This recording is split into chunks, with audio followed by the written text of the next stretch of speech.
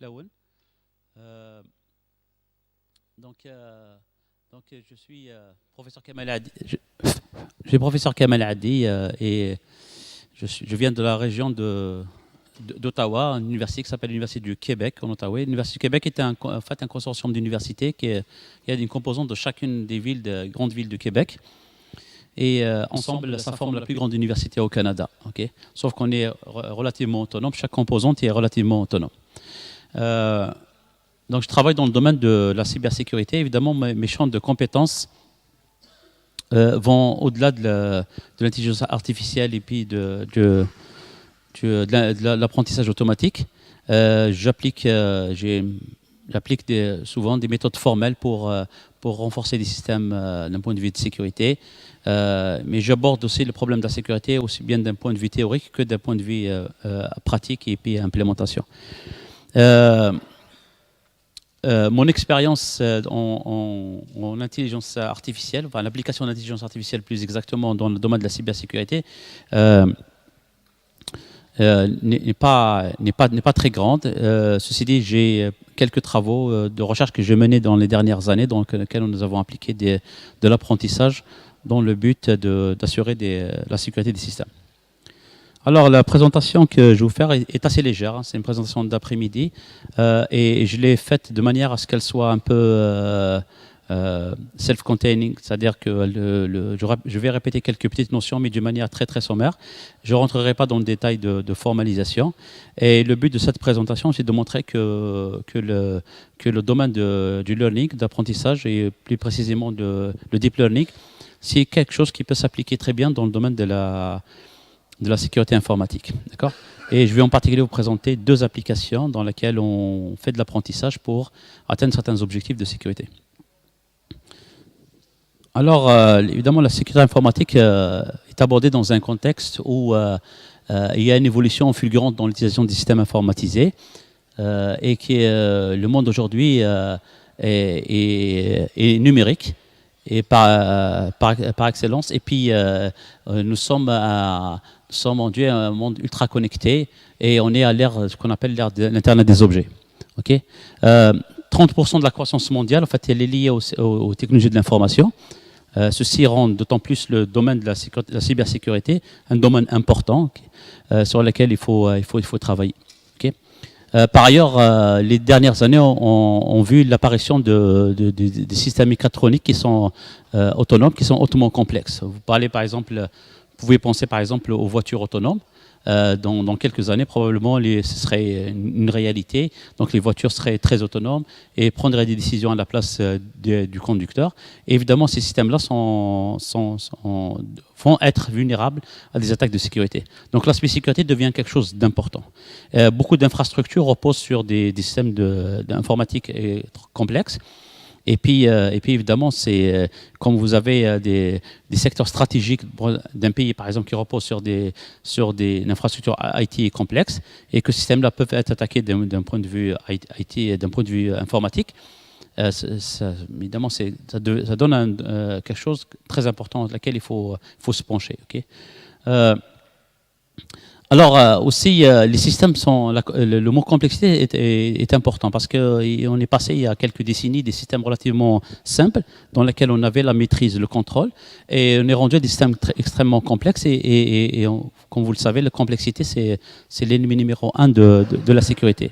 Pourquoi ? Parce que les gens ont tendance à faire confiance au système et puis voilà, donc il y a toutes sortes d'attaques qui peuvent survenir. Mettez-vous par exemple en face d'un Windows versus les anciens systèmes de DOS par exemple. Vous avez une seule session, une seule application qui s'exécute. On pouvait contrôler plus ou moins ce qui se passait dans le système. Par contre maintenant, vous avez par exemple des systèmes comme Windows, vous voyez le truc là. Si vous regardez par exemple les communications en réseau, il y en a plein il y a plein de processus qui vont se connecter sur Internet, qui font des choses. Évidemment, on ne comprend pas qu'est-ce que ces systèmes-là font. Et donc, on ne peut que faire confiance. Et ça donne un terreau important pour toutes sortes d'activités malicieuses et que les hackers peuvent faire toutes sortes de choses. Aussi, on est dans un contexte où il y a disponibilité d'une puissance de calcul et d'une capacité de stockage jamais égalée. l'évolution, elle a été très accentuée les dernières années, quasiment en exponentielle. Souvenez-vous, il y a quelques années, quand j'ai commencé mes études en informatique, le mieux qu'on pouvait, c'était des disquettes 3 pouces, même pas 3 pouces, mais 5 pouces 1 quart, c'était des grosses disquettes. Ils avaient une capacité de stockage de 360 kilobits. OK. Maintenant, la moindre puce, la micropuce, là, quasiment, elle est très petite, on peut la tenir sur un doigt. Elle a des capacités extraordinaires de 120 gigaoctets. Donc, cette capacité de stockage a fait en sorte, comme je vais en mentionner un peu à la fin de la présentation, a fait en sorte qu'on est capable de stocker de grandes quantités d'informations. Et ça coûte vraiment pas cher pour stocker cette information-là. Et aussi, cette montée en puissance dans les capacités de stockage aussi a été accompagnée par une montée en puissance dans les puissances dans le calcul. Okay, nous avons des ordinateurs qui sont de plus en plus puissants. Le portable que j'utilise actuellement, probablement, il doit être d'un facteur de 100 plus puissant que ce qui était embarqué, par exemple, que tout ce qui est utilisé comme puissance de calcul dans les programmes, par exemple, Apollo américains, etc., qui ont permis la conquête de la Lune. Et on est dans un contexte, pourquoi j'en parle de ça, parce que c'est un terreau fertile c'est quelque chose d'important pour mener toutes sortes concevoir toutes sortes de systèmes qui sont datavores, c'est-à-dire qui ont besoin de beaucoup de données, beaucoup de puissance de calcul pour pouvoir mener à bien, concevoir ces systèmes-là. Et donc, tout est dans le vert et on peut faire plein de choses avec ça. Alors, nous sommes à l'ère des données. Okay, ça veut dire qu'on assiste à une production massive de données qui sont générées par les systèmes informatiques.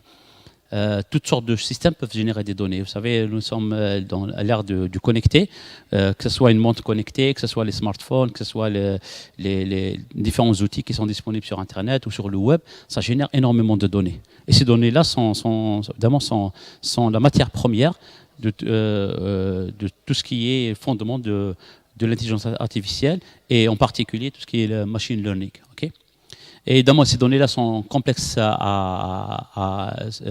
a une complexité dans ces données, sont assez complexes, mais avec la puissance de calcul, avec le développement des algorithmes de learning, par exemple, d'apprentissage, on est capable de faire face. Okay. Il y a un mathématicien anglais qui a dit que data is the oil of the 21st century. Okay. C'est l'huile, c'est le moteur là qui fait tourner la machine.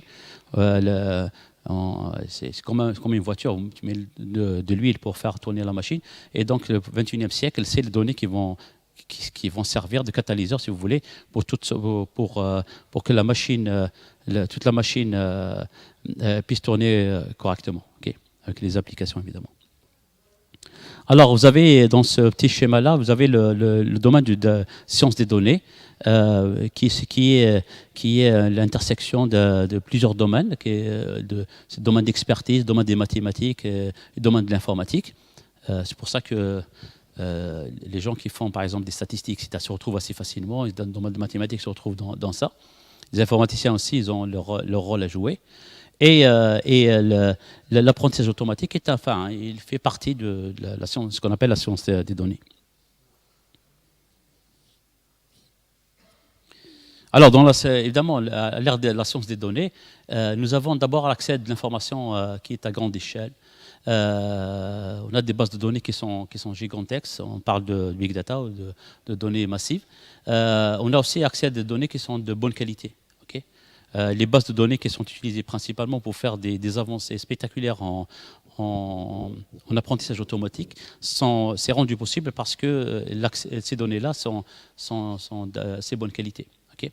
Et on a dans la science des données, profite de la disponibilité de bonnes technologies de stockage, comme je disais tout à l'heure, et de valorisation de ces données-là. C'est-à-dire comment traiter ces données, comment trouver de l'information à partir de ces données, etc. Alors, évidemment, le cycle de vie de la donnée, c'est la donnée est d'abord produite, ensuite elle est collectée, elle est stockée quelque part.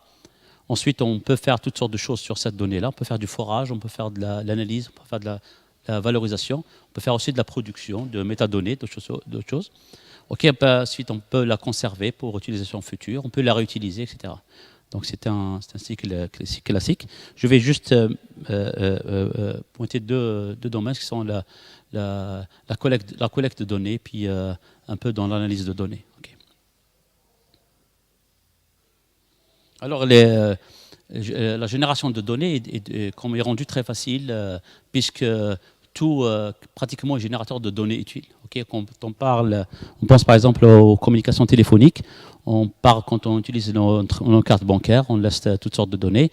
Quand on utilise les réseaux sociaux, les courriels, les moteurs de recherche comme Google, etc., les forums de discussion, quand on fait des commandes d'achat sur Amazon, etc., tout ça, c'est des applications qui sont autant d'applications qui génèrent des données massives. Donc ces données-là sont générées, donc ils n'attendent qu'à être collectées et puis à être utilisées pour donner une valeur rajoutée, si vous voulez. Okay. Beaucoup de données, la littérature montre que, par exemple, que beaucoup de données proviennent de l'industrie. À titre d'exemple, AT&T, elle fournit 320 millions d'enregistrements téléphoniques par jour à la NSA. NSA, c'est la National Security Agency, c'est l'agence de sécurité nationale aux États-Unis. Okay. Vous avez, dans le domaine de la sécurité informatique, par exemple, vous avez les espions-logiciels. C'est des codes malicieux qui sont créés pour espionner des utilisateurs et tout. Et ces espions-logiciels ont pour principale fonction de collecter des données sur un particulier ou organisation, peu importe, et de transférer ces données-là. Okay. Donc, il y a plein d'histoires d'espions-logiciels qui sont intégrés à l'intérieur d'applications qui semblaient inoffensives, comme par exemple le jeu Angry Birds. Mon fils il en a joué pendant longtemps. Là, c'est les oiseaux là, qui tirent des trucs pour démolir des choses. En fait, c'est avéré que le gouvernement américain a mis du code à l'intérieur de ce logiciel-là pour collecter des données sur l'emplacement de l'ordinateur, sur les données qu'il trouve à l'intérieur, etc. Et tout ça, évidemment, va servir à faire du forage de données ou à faire des systèmes intelligents. On peut aussi utiliser des réseaux de zombies. Les réseaux de zombies, c'est un réseau d'ordinateurs qui sont principalement infectés par un code malicieux et contrôlés par un hacker à distance. Okay. Vous avez sur Internet, par exemple, sur les forums, les forums, par exemple, dans le Deep... le Deep Web, par exemple, vous avez des forums où on propose ces réseaux-là en location. Et il y a un marché pour cela. Alors, quand vous avez quelqu'un qui contrôle, par exemple, 100 000 ordinateurs de par le monde, il peut faire des choses avec. Il peut l'utiliser pour collecter des données pour faire, par exemple, pour violer la vie privée ou vol d'identité. Il peut l'utiliser, par exemple, pour mener des attaques, etc. Et puis vous avez aussi, même les gouvernements, enfin ceux qui ont les possibilités, font du pompage de données à partir de câbles sous-marins de fibre optique. C'est en particulier le cas pour des gouvernements comme le gouvernement américain, etc. Dans cette carte-là, vous voyez par exemple les lignes de fibre optique qui connectent un peu des parties dans le monde. Okay. Et puis vous avez évidemment ces fibres optiques peuvent acheminer des quantités phénoménales de données et que certains gouvernements se permettent de prendre toutes ces données-là, de les stocker et de les valoriser, de faire des choses avec. Okay. Vous voyez par exemple qu'entre l'Europe et les États-Unis, c'est le gros du trafic, là, il se passe là-dedans. Okay. Il y a énormément d'échanges de trafic entre le continent américain et le continent européen. Il est établi, par exemple, que le gouvernement américain possède des sous-marins spéciaux qui vont aller se plugger sur la fibre optique et se connecter pour aller pomper toutes les données qui circulent sur la fibre optique. Alors, par exemple, à titre d'exemple, Washington Post a révélé que la NSA se branche directement aux serveurs centraux de 9 entreprises leaders d'Internet, comme Microsoft, Yahoo, Google, Facebook, Skype, YouTube, Apple, AOL, etc. Et le NSA fait l'extraction de l'audio, vidéo, photos, courriels, logs de connexion, etc. Donc, toutes ces données-là sont pompées, sont stockées à tout jamais. Okay. Quand on prend ces données-là, on fait des choses avec. Okay. La cybersécurité a des enjeux très importants. C'est un domaine d'abord qui est stratégique. Pourquoi? Parce qu'il est là pour protéger une infrastructure IT sur laquelle repose quasiment l'économie mondiale. Même la souveraineté des États, elle repose sur cela. Vous savez, au XXIe siècle, une guerre ne commence jamais, c'est pas une guerre traditionnelle, commence jamais de manière traditionnelle par des bombardements, elle commence toujours par une attaque sur le cyberespace. Pourquoi? Parce que beaucoup d'exemples le démontrent, parce que le cyberespace, c'est quelque chose qui permet de faire une guerre qui n'est pas trop chère et qui peut faire très mal. Par exemple, quand la guerre, par exemple, les Russes avec je pense que c'est la Lituanie, où la guerre a commencé par exemple par les Russes ont paralysé le pays pendant 3 jours, ok, et pas d'accès à Internet, pas d'accès aux services de banque, pas d'accès aux journaux, etc. Et donc c'est un domaine qui est extrêmement stratégique. L'économie elle repose sur cela. Elle repose énormément sur cela. Vous imaginez que, par exemple, que les pipelines qui transportent du pétrole, par exemple, sur le sol algérien, qui sont contrôlés par des systèmes de contrôle industriel, vous imaginez si on les attaquait, qu'est-ce que ça pourrait faire comme dégâts économiques, okay, pour l'Algérie. Et la cybersécurité est un marché qui est en constante progression parce qu'il y a un besoin de la sécurité. Plus on développe des technologies, plus on expose les systèmes. On expose les systèmes, plus on a besoin de la sécurité. Et donc, c'est un marché qui prend de l'importance quasiment de jour en jour. La sécurité, même, elle change, parce qu'on est passé à la sécurité à l'intérieur de frontières. Vous avez un réseau, vous avez une sécurité, vous protégez votre réseau avec une frontière, et on est passé à une sécurité où quasiment les frontières ont disparu. Pourquoi? Parce qu'on est dans un monde d'Internet des objets, on ne sait plus où est-ce qu'il y a la frontière, etc. Donc il faut faire de la sécurité à l'intérieur d'une infrastructure qui est par essence très ouverte. Et ça demande des technologies toujours innovées en termes de technologies de sécurité.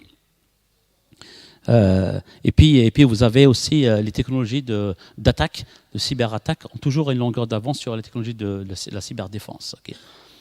Souvent, on est dans un modèle qui est dit réactif, c'est-à-dire qu'on conçoit des technologies, on prend principalement l'aspect fonctionnel de la chose, ensuite on se rend compte que c'est vulnérable, ces technologies-là peuvent être utilisées pour faire des attaques, et puis une fois que les attaques sont faites, et là on commence à régler, à essayer de corriger la situation. Donc on est principalement dans un modèle dit de réaction, on réagit par rapport à des attaques pour corriger nos infrastructures technologiques.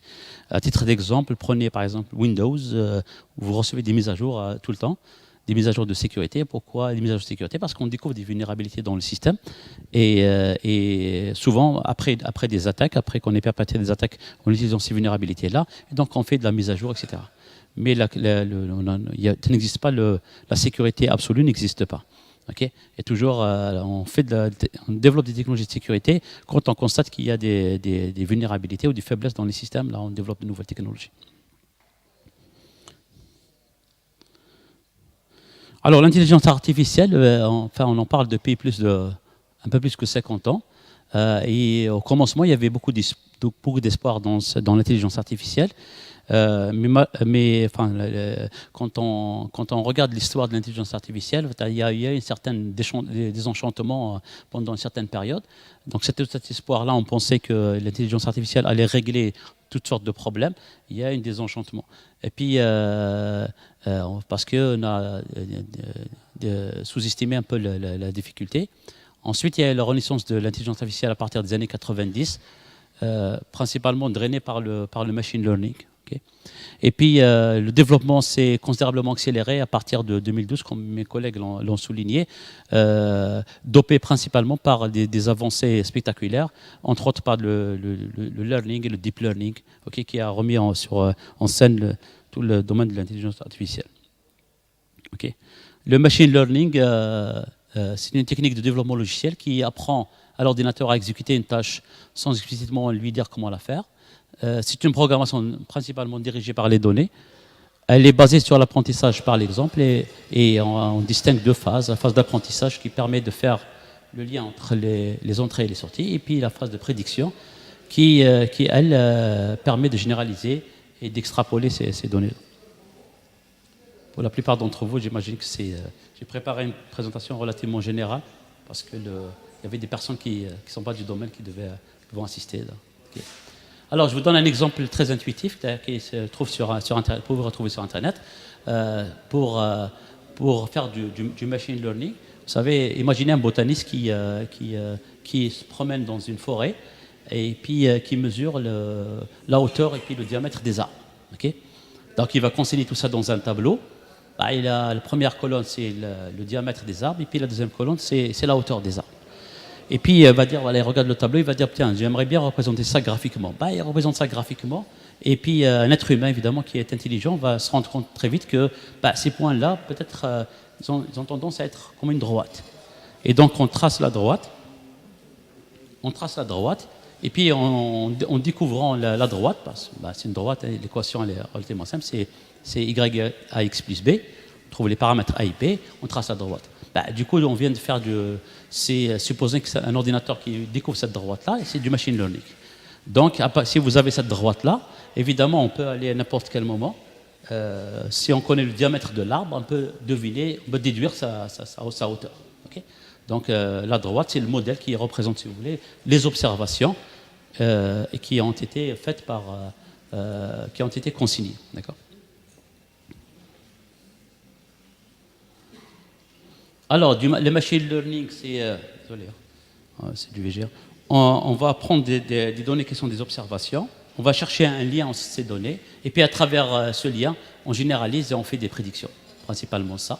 On prend des données, puis on construit une boîte à laquelle on va utiliser pour faire des prédictions. Okay. Alors, quelques exemples d'applications du machine learning. Vous avez d'abord le Facebook, okay, qui a utilisé le machine learning pour faire de la prédiction. Donc, quand vous avez une page Facebook, lui, il va prendre, par exemple, toutes sortes de paramètres, puis il va mouliner tout ça, et puis il va présenter des pages. Okay. Quand vous vous connectez sur votre compte, vous avez accès à certains types d'informations, mais pas à d'autres, etc. Ces informations-là sont principalement le résultat d'un algorithme qui est derrière, qui va mouliner tout ce qui entoure vos paramètres et puis le contexte, et puis va vous mettre les pages que vous voulez, quoi. Alors, comme mon collègue ce matin l'a dit, ça utilise beaucoup dans la reconnaissance d'images. En sécurité informatique, on l'utilise par exemple dans la détection de fraude. Okay. Donc on prend des données à partir de transactions bancaires, par exemple la nature de la donnée, sa localisation, le montant qui a été fait, et toutes sortes d'autres choses. Et on passe ça à un algorithme de détection de fraude qui au préalablement qui a appris à détecter les fraudes. Et puis on est capable de dire que tel type de transaction est une fraude ou bien pas une fraude.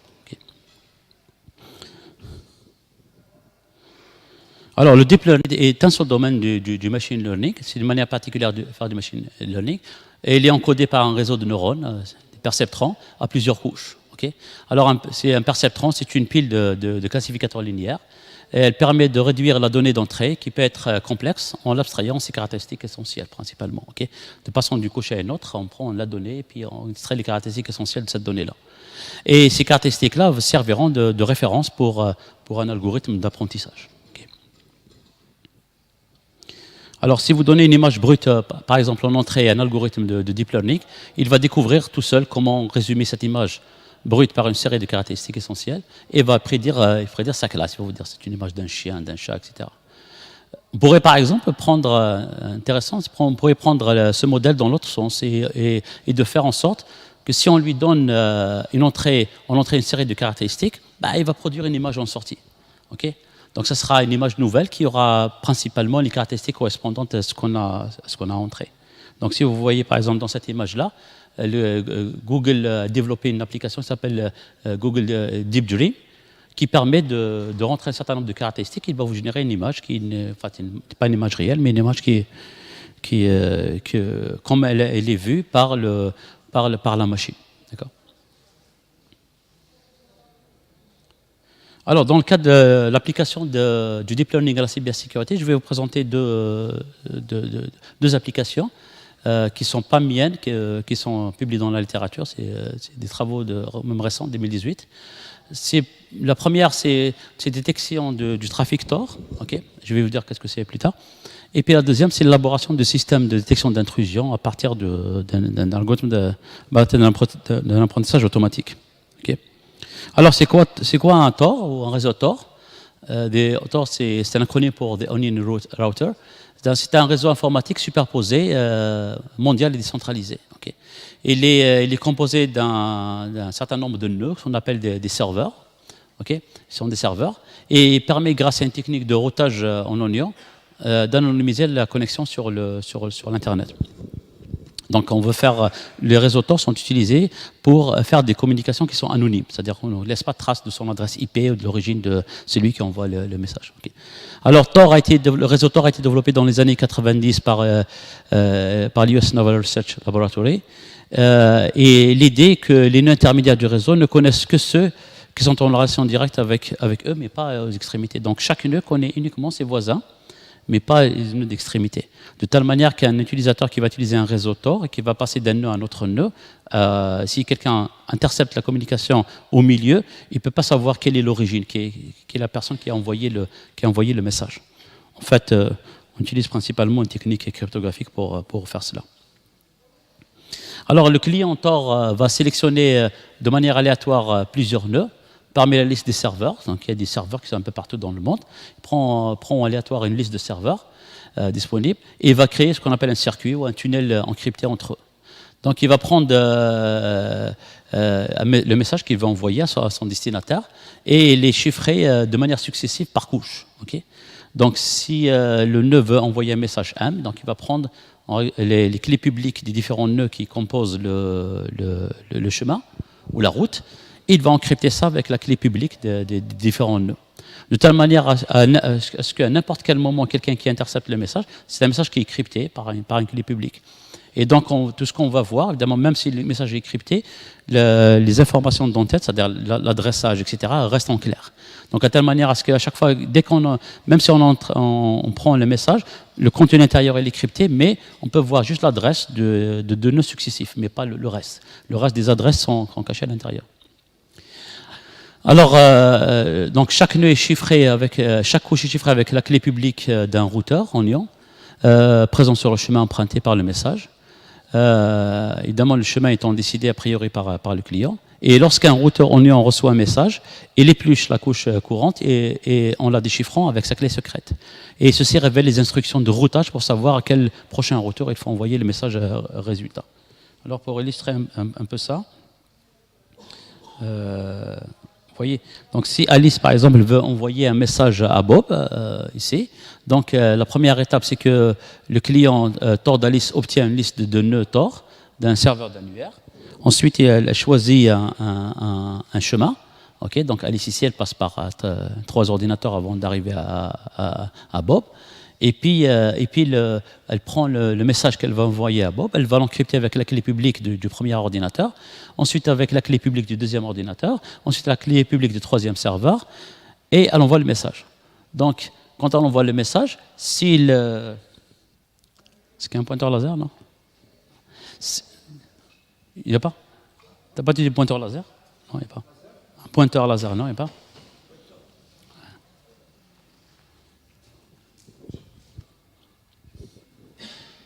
Ok. Ça paraît pas.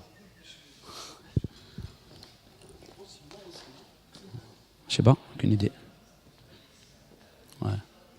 Ah, ça va. Donc peu importe l'endroit où un hacker va intercepter le message, en fait, tout ce qu'il va voir, c'est un message qui est encrypté par couche, et il va voir l'adresse de l'ordinateur émetteur et l'ordinateur de destination. De telle manière à ce que jusqu'à ce que le message soit transmis à la destination, à Bob, on peut jamais remonter. Quand on intercepte le message de milieu, on ne peut pas remonter à l'adresse de Alice, par exemple. Et c'est ça qu'on appelle l'anonymat. Okay. Alors, si Alice veut envoyer un deuxième message, évidemment, l'algorithme va choisir une autre route. Elles ne sont jamais statiques, pour prendre une autre route, par exemple, pour rejoindre, par exemple, Jeanne. Okay. Alors, si vous avez un circuit qui est composé de n nœuds, ok, donc l'utilisateur chiffre le message une première fois avec la clé publique du nœud n, et le résultat chiffré avec une deuxième fois avec la clé publique de n-1, et en dernier, le résultat chiffré avec la clé publique du nœud 1 qui est sur le chemin. Et donc, on va retrouver, vous avez le message ici, vous avez les différentes couches de chiffrement qui fait en sorte que c'est comme un oignon. Hein. Et donc, chaque nœud qui reçoit ce message-là, il est capable de lire, de déchiffrer uniquement la couche qui lui appartient, parce que c'est encrypté avec sa propre clé publique. Et avec ça, il va retrouver des informations de routage à qui il va transmettre le paquet. Et par contre, il ne peut pas accéder au message. Il n'y a que le dernier nœud qui peut voir le message qui a été envoyé par Alice. Okay. Donc le nœud 1 va déchiffrer la première couche et l'envoie au nœud 2. Le nœud 2 pèle la deuxième couche et l'envoie au nœud 3, et ainsi de suite. Alors, comme disait Tor, permet d'assurer la propriété de l'anonymat. Donc l'anonymat de l'envoyeur ou du receveur d'un message, c'est de cacher l'identité de l'envoyeur ou du receveur d'un message. Évidemment, la propriété d'anonymat, c'est important de nos jours. Les gens veulent garder, par exemple, leur vie privée. Évidemment, je ne cache pas que le même propriété peut par exemple, laisser des gens qui font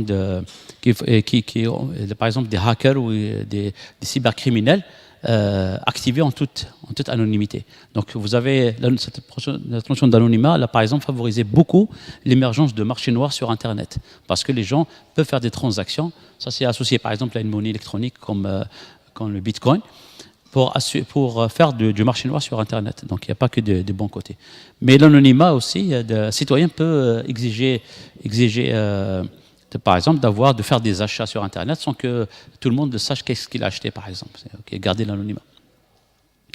Alors, la propriété d'anonymat, donc, c'est cacher l'identité de l'émetteur du message ou du destinataire.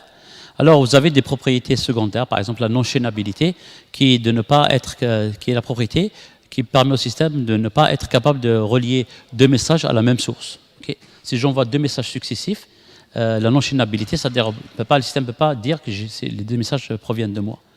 Vous avez la propriété de non-observabilité, c'est de ne pas détecter ces messages particuliers être en train de circuler ou non, par exemple. Okay. Alors vous avez la propriété de non-observabilité, elle implique la non-chaînabilité, qui elle-même implique la propriété de l'anonymat. Alors vous avez des navigateurs Tor, par exemple, c'est un navigateur. Vous pouvez le télécharger, vous pouvez l'installer, et automatiquement, dès que vous naviguez à partir de ce navigateur-là, vous utilisez Tor. Il connaît l'ensemble des serveurs, il fait des connexions sécurisées, anonymes, et vous pouvez naviguer avec ça. Okay.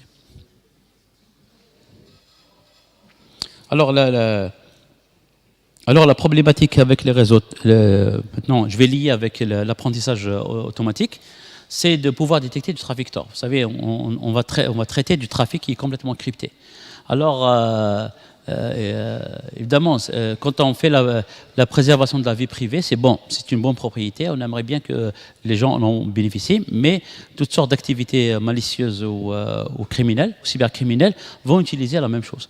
Donc on aimerait bien aussi détecter qu'un utilisateur, par exemple, est en train d'utiliser un réseau Tor, okay, pour pouvoir, par exemple, le bloquer, par exemple. Okay, bloquer la communication avec un pare-feu, même si on ne peut pas accéder au message, on peut bloquer les communications, par exemple. Okay. Donc on estime que 20% du trafic mondial, du trafic Tor, pardon, 20% de trafic Tor est généré par des activités qui sont illégales. Donc la problématique, elle est importante de pouvoir faire quelque chose pour pouvoir détecter le trafic Tor. Okay. Par exemple, pour les raisons de sécurité, les réseaux d'entreprise n'autorisent généralement pas l'accès à Tor. Donc ils interdisent l'installation de clients Tor sur leur propre ordinateur et vont bloquer le trafic à destination de nœuds d'entrée Tor. Cependant, cette stratégie-là qui est actuellement adoptée, qui est principalement bloquer le trafic Tor, c'est avoir une stratégie qui est basée sur le filtrage de IP, okay, l'adresse IP. Peut facilement être contournée parce qu'on peut faire du IP spoofing, par exemple, etc. On peut avoir un VPN, par exemple, à l'extérieur qui va router le trafic vers le Tor. Et donc, ce n'est pas une bonne stratégie parce qu'elle peut facilement la contourner. Donc il devient important de pouvoir détecter ce trafic sans se fier nécessairement aux adresses IP. Okay. Alors on fait une analyse sur un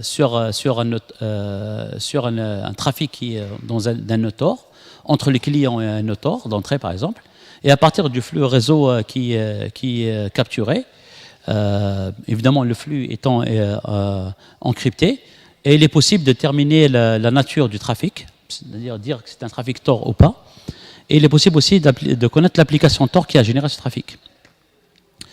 Donc une manière efficace d'y arriver, c'est d'utiliser ce qu'on appelle le deep learning.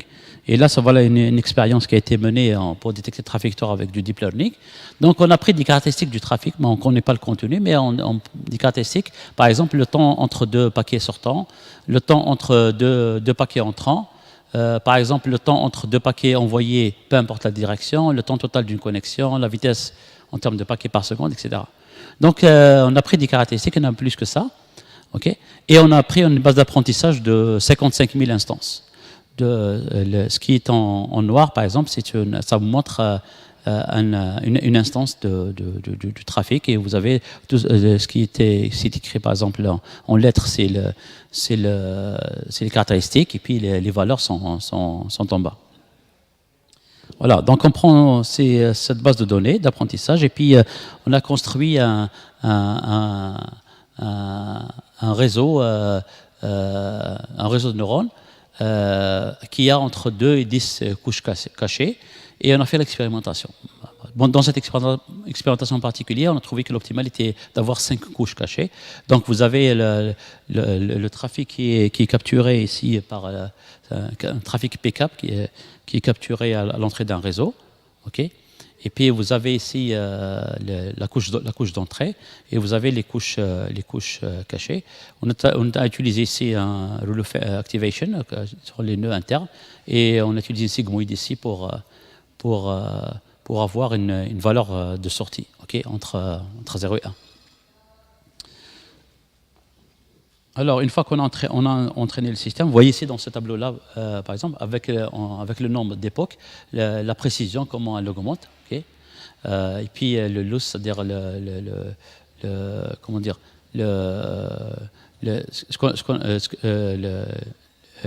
le test de sortie par rapport à l'entraînement, vous savez comment il est descendu à l'époque. Donc les systèmes, il est en train d'apprendre, il devient plus précis.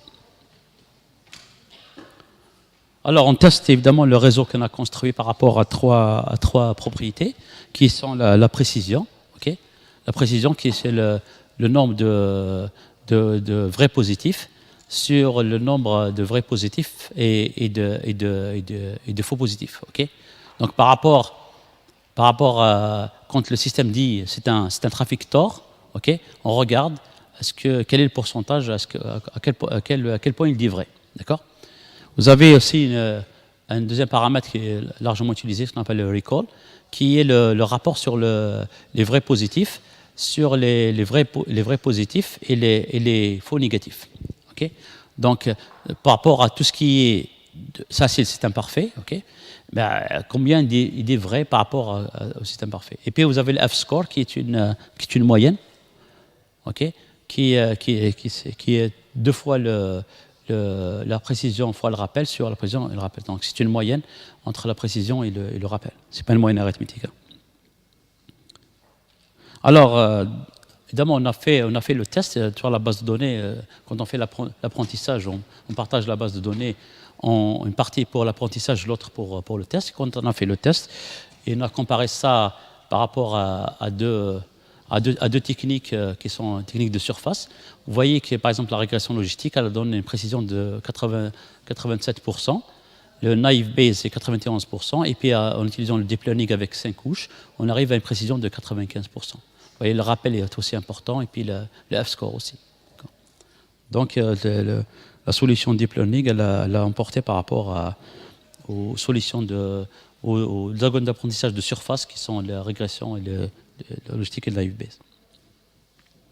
Deuxième application, c'est la détection d'intrusion informatique. Okay.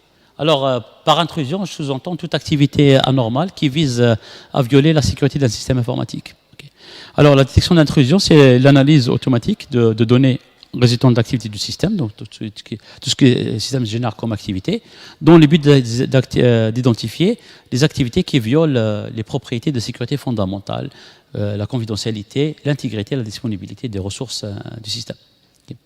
Alors, les systèmes de détection d'intrusion sont devenus des composants essentiels de toute architecture de sécurité. Donc, on installe des IDS, systèmes de détection d'intrusion, et qui vont permettre, dès qu'il y a une activité anormale dans le système, d'identifier cette activité-là. En règle générale, les IDS permettent de lancer des alarmes avant même que le méfait soit complètement réalisé, donc au début de l'activité malicieuse. Alors, il permet de protéger le système informatique contre des attaques par code malicieux, par des nids de service, etc. Code malicieux, c'est quand vous avez injecté un paquet dans lequel il y a un code qui va faire s'exécuter sur une machine haute et qui va faire des choses, par exemple, qui violent la sécurité. Ou bien le déni de service, c'est comme empêcher un serveur, par exemple, de fonctionner normalement. Si je lance une attaque déni de service contre un serveur de commerce électronique, le résultat, je vais le bloquer. Et si je bloque le serveur du commerce électronique, la compagnie va perdre de l'argent parce qu'elle ne sert plus les gens et donc elle ne vend plus de produits. Alors, la détection d'intrusion, c'est une problématique qui a été définie par James Anderson en 80, ça quand même date d'un petit moment. Et puis, en 87, Dorothy Dinning, elle met au point le premier modèle qui est capable de reconnaître certains usages anormaux des systèmes informatiques. Après, il y a beaucoup de développement qui a été fait. Alors, il existe deux types d'IDS, qu'on appelle les IDS Host IDS, c'est principalement des outils logiciels qui sont installés sur les machines hautes. Ils surveillent le trafic, les trafics qui s'exécutent sur la machine. Et puis vous avez les NIDS, les IDS réseau, qui sont des outils matériels et logiciels qui sont installés dans un réseau et qui permettent de prendre des trafics, d'échantillons de trafic un peu partout dans le réseau et de faire de l'analyse sur ce trafic-là pour détecter du trafic anormal ou malicieux. Donc, ils sont utilisés pour surveiller tout le réseau. L'architecture d'un IDS se compose comme suit. Vous avez une source de données, par exemple un log d'un système d'exploitation, un système d'exploitation qui génère des logs, etc. Donc, il génère un événement. Il y a un centre qui capture cet événement-là et qui le passe à un analyseur.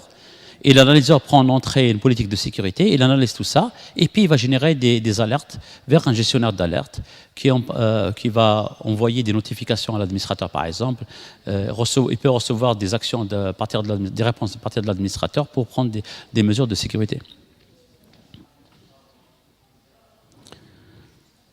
Alors, deux approches sont principalement utilisées pour implémenter des systèmes de détection d'intrusion. Vous avez d'abord l'approche par scénario.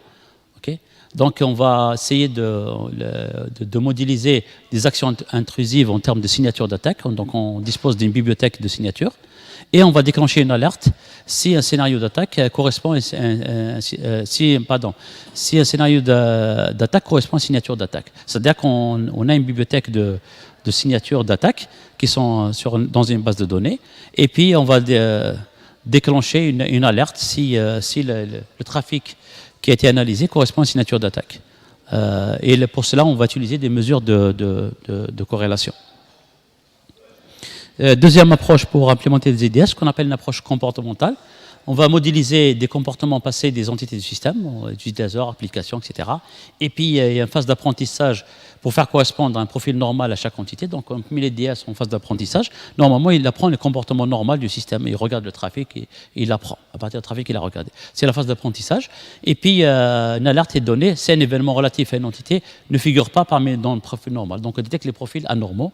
C'est une approche qui date depuis le début des IDS, mais c'est une approche qui n'a pas été énormément exploitée, par exemple, parce qu'elle est beaucoup moins efficace que l'approche qui est basée par analyse par signature d'attaque. Alors, les deux approches sont dans la littérature, existent. Donc, c'est l'approche basée sur les signatures d'attaque. Évidemment, il n'y a pas de faux positifs parce que toutes les signatures sont codées de manière manuelle. C'est un spécialiste qui va créer des signatures d'attaque. Donc, quand il dit que quelque chose est une attaque, normalement, c'est une attaque, il a vérifié cela. Donc, le système ne va jamais dire que c'est une attaque alors que ce n'est pas une attaque. Par contre, il souffre de deux problèmes majeurs, qui est que les signatures sont générées manuellement, et ça demande un expert pour faire des signatures d'attaque, et puis le taux de faux négatif peut être élevé. Faux négatif, ça veut dire qu'il y a une attaque, mais le système ne la voit pas. Ok, il la laisse passer parce qu'elle ne figure tout simplement pas dans la base des signatures d'attaque. Et vous avez dans l'approche basée sur le comportement, évidemment, on regarde le comportement des utilisateurs, et il y a possibilité l'avantage, c'est qu'il y a possibilité de détecter des attaques qu'on appelle zero day, c'est des attaques que le système n'a jamais vues. Okay, puisqu'on regarde le comportement généraux, donc il peut y avoir une attaque qui n'a jamais été lancée et que le système peut détecter. Par contre, cette approche-là va souffrir beaucoup d'un taux de faux positifs et de faux négatifs qui peut être élevé. Alors, c'est quoi l'état actuel de la situation en ce qui concerne les IDS? C'est la détection d'intrusion, donc c'est un domaine qui est encore en maturation. Et, après une décennie de recherche intensive, le problème est encore loin d'être complètement résolu. Donc les systèmes manquent cruellement de fiabilité, dans le sens où quand vous mettez en œuvre un IDS, il peut déclencher des alertes alors qu'il n'a pas lieu d'être. Il peut laisser passer des attaques parce qu'il n'est pas capable de les détecter. Et ici, il manque aussi d'efficacité pour s'adapter en temps réel aux variations des stratégies d'attaque. Quand vous avez un IDS qui est basé sur les signatures d'attaque, vous savez, il faut quelqu'un qui écrive des signatures d'attaque, qui les teste, qui les valide, etc., avant de les donner l'IDS. En règle générale, pendant ce laps de temps, s'il y a une nouvelle attaque qui apparaît, elle a largement le temps de faire des dégâts dans le système. Okay, donc le système n'est pas suffisamment en temps réel, si vous voulez, et efficace pour s'adapter rapidement aux variations dans les stratégies d'attaque. Alors, évidemment, je vais présenter les DS pour aller à la partie où on fait de la détection d'intrusion par apprentissage. Okay, évidemment, dans la littérature, on a beaucoup utilisé l'apprentissage de surface pour faire des IDS. Okay, donc, on donne explicitement les attributs qui représentent les données. Et le choix des attributs, évidemment, est une tâche manuelle d'expert. Okay. J'ai travaillé un peu dans ce cadre-là, par une approche de surface, entre autres avec mon étudiant de doctorat Ammar Bouleish, dans lequel on a fait de la régression floue pour construire par apprentissage un système de détection d'intrusion. Okay. Et l'autre approche, c'est de faire de l'apprentissage profond. Donc l'algorithme d'apprentissage prend l'entrée des données brutes et permet en général de découvrir de meilleurs attributs qui représentent les données brutes. Okay. Et il donne de meilleurs modèles en règle générale. Okay. Alors, dans l'expérimentation que je vais vous montrer, donc on a comparé deux algorithmes d'apprentissage profond pour la détection d'intrusion. Donc on a utilisé la base de données NSL KDD, qui est une base de données de trafic qui a été capturée. Et puis dans cette base de données, pendant la période où on a capturé tout ce trafic-là, on a injecté des attaques. Donc la base de données, en général, elle est partitionnée en deux parties.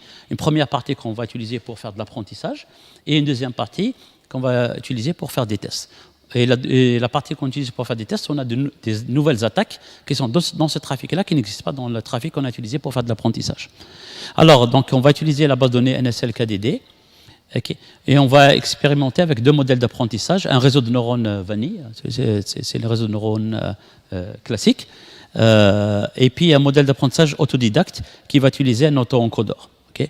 Et on fait les mesures de performance avec les paramètres que je viens de présenter, qui sont la précision, le rappel et la F-mesure. Alors la base de données NSL-KDD, elle contient 125 973 enregistrements, dont 65 340 enregistrements correspondent à des connexions normales. Donc c'est un trafic normal. Okay. Donc c'est une base de données qui est étiquetée.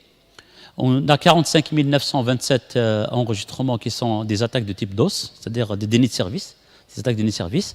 11 656 attaques qui sont de type probe. Par exemple, quand on fait un scan de port de communication, c'est une attaque de type probe. D'accord ? 995 attaques de type remote to local. Okay. Ça veut dire que de l'extérieur, c'est une attaque pour rentrer en local, dans un réseau local, d'accord, pour s'identifier à un réseau local. Et 52 attaques de type user to root, c'est-à-dire qu'un utilisateur va prendre possession de la machine comme administrateur, comme root. Évidemment, il n'y a pas beaucoup de choses ici. En règle générale, l'apprentissage se fait mal pour ces deux attaques-là, parce qu'il n'y a pas beaucoup de données. Alors, la première expérimentation, c'est d'utiliser donc un réseau de neurones vanille, dans lequel on a utilisé trois couches cachées. Et puis, vous avez la couche d'entrée, elle contient 42 attributs, 41 caractéristiques, pardon. 41 caractéristiques, donc il y a 41 nœuds ici. Et puis, il y a 5 5 nœuds ici qui correspondent aux 5 classes. Trafic normal, user to root, et puis probe, et puis DOS, etc. D'accord? Donc il y a les 5 classes sur lesquelles on veut classifier. Alors, après apprentissage et test, donc on obtient les résultats suivants. Okay. Vous voyez que, par exemple, pour différents types d'attaques, okay, donc la précision, on obtient évidemment 83% pour le DOS, pour les attaques de déni de service. Donc on obtient 83%. Le probe aussi, on obtient 80%. Après, ça commence à se dégrader. On n'a pas beaucoup de données ici. D'accord. Pour le rappel, c'est le plus grand pour le DOS, etc. Donc, bon, il faut dire que le réseau, il est un peu le réseau qui a été choisi, le réseau de neurones qui a été choisi était un peu classique. Deuxième expérimentation, on a utilisé un apprentissage autodidacte. Alors, dans un apprentissage autodidacte, vous avez deux choses. Okay. Il y a deux étapes importantes. Il y a une étape d'apprentissage non supervisée, donc on va donner des données qui sont non étiquetées. En règle générale, on a accès à des données non étiquetées beaucoup plus qu'à des données qui sont étiquetées. Okay. Donc l'apprentissage non supervisé, là, ça va nous permettre d'extraire les bonnes caractéristiques d'une large collection de données non étiquetées. Donc on va prendre les bonnes caractéristiques. D'accord. Et puis, on va exprimer, on a une base de données avec des données étiquetées, on va exprimer ces données-là étiquetées en termes des nouvelles caractéristiques que le système a trouvées. D'accord. Et puis, on va mettre en place un apprentissage supervisé. Donc, on prend des données non étiquetées, on extrait les bonnes caractéristiques de ces données-là, qu'est-ce qui garde ces données-là, et puis on fait l'apprentissage supervisé avec ces caractéristiques-là. Alors, pour ce faire, on a utilisé un autoencodeur sparse. C'est un autoencodeur pour extraire les caractéristiques. On a utilisé en fait un autoencodeur à 2 couches. Donc on est parti de 41 caractéristiques à 20, ensuite de 20 à 10. Okay. Et puis à la sortie du deuxième autoencodeur, on donne un classificateur classique, softmax regression, okay, pour un classificateur. Alors, voilà donc l'architecture qui a été utilisée. Donc, vous avez les entrées 41 caractéristiques. Vous avez les autoencodeurs qui vont réduire les caractéristiques à 10 meilleures caractéristiques. Ça, c'est schéma. Évidemment, notre encodeur, il est testé par rapport à cet autoencodeur. On parle de NKN. On fait N nœuds, K, ça c'est les caractéristiques en règle générale K inférieur à N, réduire. Ensuite, on teste, on décode, puis pour pouvoir obtenir les meilleures caractéristiques qui permettent d'encoder et de décoder, de revenir à l'original. Et donc, avec ces 2 couches-là, et puis on a un classificateur logistique ici qui va répondre. En fait, il va transformer, parce que les caractéristiques-là, c'est numérique, hein, toutes les données sont numériques, et donc il va transformer un vecteur de nombre réel en une distribution, en probabilité. Alors là, voilà, donc on obtient ces résultats-là. On obtient 1 sur le DOS. Okay. Je tire entre trucs. Ça, ce n'est pas mes résultats à moi. C'est ce qui est déclaré publiquement dans un article publié. Okay. Donc il y a donc on obtient une précision de 100% pour le DOS, okay, 78% sur les attaques type probe. Ensuite, ça commence à diminuer parce qu'on n'a pas assez de données ici. Okay. Donc vous voyez que par exemple la précision, on obtient au total 98%, qui est quand même pas mal. Sur le rappel aussi, et puis sur le F-score aussi, on obtient 98% avec cet échantillon de test. C'est quand même pas mal comme résultat. Donc, quelques slides pour terminer ma présentation. En fait, dans la science des données, c'est quelque chose d'un domaine qui est stratégique. Et plusieurs pays ont pris conscience de l'importance de la science des données et ont développé des doctrines de cyberdomination et se sont donné les moyens de leurs ambitions. C'est important, c'est un domaine qui est important. Évidemment, l'apprentissage automatique et le deep learning fait partie des sciences de données qui devient important. Et ça intéresse toutes les sphères de la société, hein, que ce soit de l'industrie, que ce soit la société civile, que ce soit dans le domaine militaire. C'est très important aussi dans le domaine militaire. C'est un marché qui est... Enfin, c'est un domaine qui est très stratégique. Alors, vous voyez quelques pays qui ont investi dans des installations pour faire de la science des données. Vous avez le programme Stellar Wind, qui est un programme de la NSA qui a été construit après le 11 septembre, qui est le centre de Bluffdale, qui est à l'Utah, et qui est considéré comme le plus grand centre de stockage de communication interceptée au monde. Okay. Et il est opérationnel depuis 2014. Il a une capacité de stockage de 7 zeta-octets, donc 7 trillions de gigaoctets, qui est énorme comme capacité de stockage. Et pour juste à titre de comparaison, Internet génère une estimation de 966 hexaoctets par année, donc moins de 1 gigaoctet. Donc le centre est capable d'enregistrer tout ce qui circule sur Internet pendant 5 ans, qui est une capacité qui est énorme. Donc, dans ce centre-là, on a utilisé, vous voyez, dans la photo que vous voyez ici, c'est des centrales de refroidissement. Ça, c'est les climatiseurs, okay, juste pour faire fonctionner les machines. Donc, on va utiliser les supercomputers, les titans, qui fonctionnent à 20 pétaflops. Okay. Et un pétaflop, c'est un quadrillion d'instructions par seconde. Et un quadrillion, c'est 10 à la puissance 24. C'est énorme. C'est énorme comme capacité de calcul. Évidemment, avec cette capacité de calcul et la disponibilité des données, je dis que le gouvernement américain prend beaucoup de données, on est capable de faire beaucoup de data mining, pour faire beaucoup de systèmes d'apprentissage, etc. Enfin, de faire de l'apprentissage et tout. Vous avez en Grande-Bretagne qu'on appelle le programme Tempora, qui est un programme de surveillance électronique du Government Communication Headquarters du Royaume-Uni. Et le programme a coûté 1 milliard de livres sterling. Okay. Il est actif depuis 2011. Et en fait, il héberge 2 sous-programmes importants, qui est le sous-programme Mastering the Internet et le sous-programme Global Telecom Exploitation. Alors, qu'est-ce qu'on fait avec le programme Tempora? On écoute les liaisons téléphoniques et informatiques transitant par les câbles sous-marins de télécommunications. Et ce programme-là, il a offert la première interception intégrale au monde. Donc, il intercepte tout ce qui bouge. Tout ce qui est transmis sur Internet est intercepté par ce programme-là. Donc, ça inclut la collecte du contenu, en même temps que les métadonnées sur absolument tout. Okay. Alors, il a une capacité jusqu'à 21 pétaoctets, qui est 10 à la puissance 6, 1 million de gigaoctets de données à collecter par jour. Donc, c'est 1 million de gigaoctets de données collectées qui sont par jour.